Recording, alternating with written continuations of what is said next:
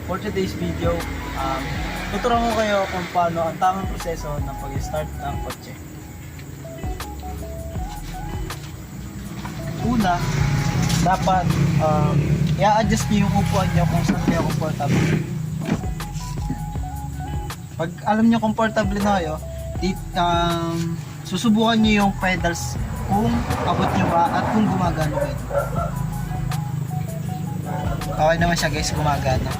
At ang sunod naman natin ay isuot na natin ang ating seatbelt para lagi tayong safe kapag tayo magana. Ano siya guys.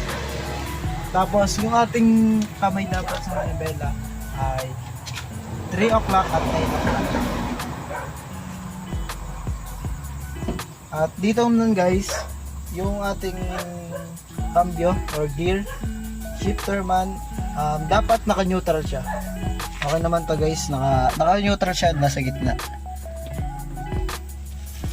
At ang sunod naman guys, itong check natin tong lever ng ating ilaw, buzzer or signal light.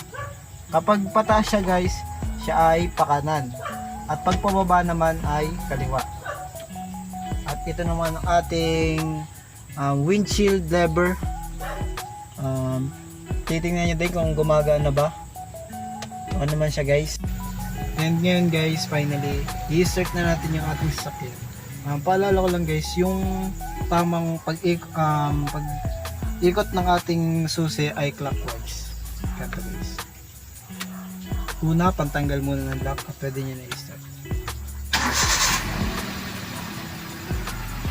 So yun lang guys, sana marami kayo natutunan sa ating video ngayong araw.